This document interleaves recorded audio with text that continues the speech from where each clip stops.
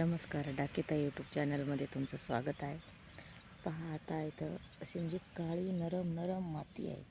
ही पहा, काळी नरम नरम माती आहे. आणि ह्या मातीमध्ये आपण ज्यावेळेस चालतो, बसतो, फिरतो, योगा करतो, त्यावेळेस आपल्या अंगातली जी ऊर्जा, गरमी आहे ती निघून जाते. ह्या काळ्या मातीचा स्पर्श आपल्या हाताला, पायाला, अंगाला झाला की ही काळी माती जी आहे ती तिचा हे देते, म्हणजे गारवा, तिच्या अंगातली जी थंडी असते ती देते. त्यामुळे ह्या काळ्या मातीचा स्पर्श होणं आपल्याला गरजेचं असते. म्हणून काय करायचे माहिती का, सकाळी फिरायला आल्यावर या काळ्या मातीवर बसायचं आहे आणि योगा करायचा आहे. योगा करून कोणाला काही शारीरिक व्याधी असेल, योगा जरी नाही केला, काही हातापायाचा प्रॉब्लेम असेल, तर योगा करायला जरी नाही जमलं तरी ह्या काळ्या मातीवर शांत चित्तानं समाधान असं बसायचं आहे. कारण आपल्या घरामध्ये आपण समाधान बसू शकत नाही आणि आपला दिमाग समाधान राहू शकत नाही. पण ह्या उघड्या आकाशात, ह्या अशा निसर्गरम्य वातावरणात शांतता, ना पक्ष्याचा किलबिलाट आहे, ना माणसाचा आवाज आहे. तर असं शांत वातावरणामध्ये आणि पहा, हे बघा, आम्ही असा योगा करत आहोत. आमच्या महिला भगिनी सोबत येतो आम्ही. तर असं शांत ठिकाणी थोडं मेंदूलाही शांत वाटतं आणि शरीराला पण शांत वाटतं. दिवसभरातला जे ताणतणाव असतो तो पहाटे आल्यानंतर तो जातोच जातो. पहा किती शांत आहे. आणि ह्या काळ्या मातीसोबत जी आपली नाळ जोडलेली आहे, त्या काळ्या मातीसोबतचं आपल्याला असं बिना चप्पलचं काय करायचं आहे माहिती आहे का, असं चालायचं आहे काळ्या मातीवर आणि चप्पल न घालता काळ्या मातीवर एक थोडा वेळ असं इथून एवढं न तिथल्या तिथंच का होईना, पण ह्या काळ्या मातीवर चप्पल न घालता चालायचं आहे.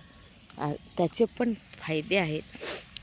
आता आम्ही फिरायला येतो सकाळी लवकरच येतो आणि आमच्या वेळानुसार आम्ही बसतो.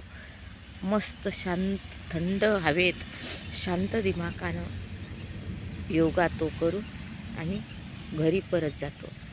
तर आपल्या घरी राहतो आपण, तिथे माणसाची वर्दळ, घरात गर्दी आणि सगळा किलबिलाट आणि कोणीच कोणाला बोलायला तयार नाही ह्या मोबाईलमुळं. तर कोणी कोणाला बोलायला वेळ द्यायला तयार नाही. पण जीवनामध्ये जी झालेली आहे धडपड, आपण जीवन जगण्यासाठी जे धडपड करतो, तर आपल्याला शांतता आहे का? नाही.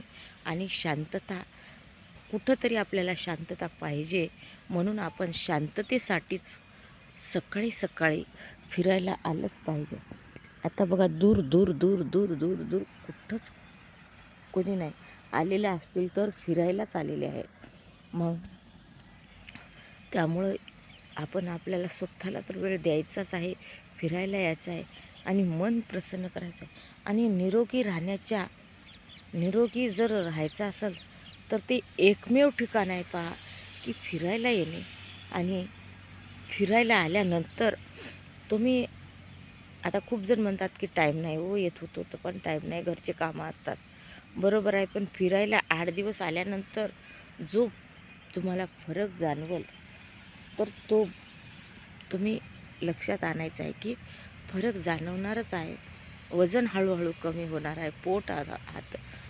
पोटावरची, हातावरची सूज हळूहळू कमी होणार आहे आणि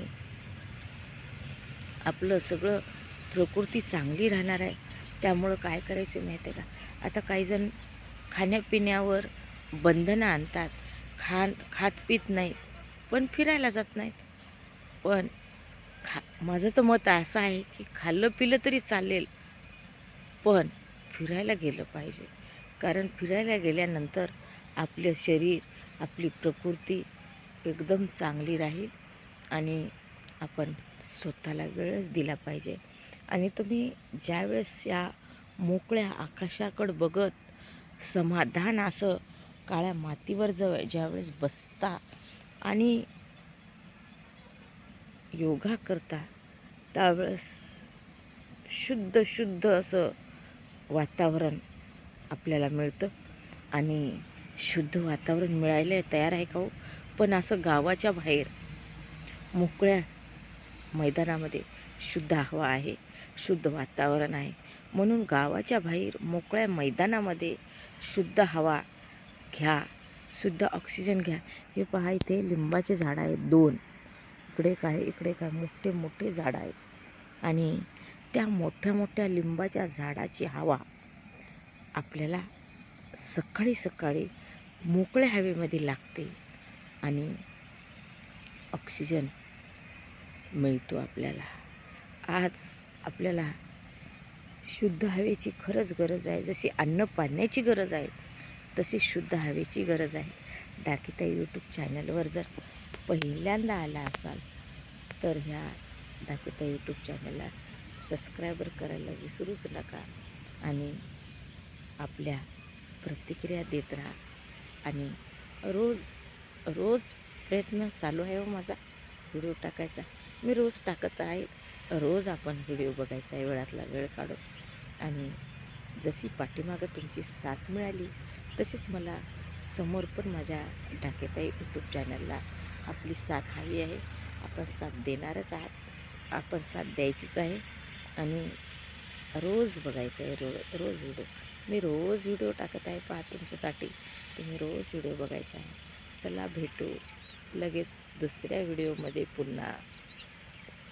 गुड मॉर्निंग, गुड मॉर्निंग. आपला दिवस आनंदाचा, समाधानीचा जाऊ.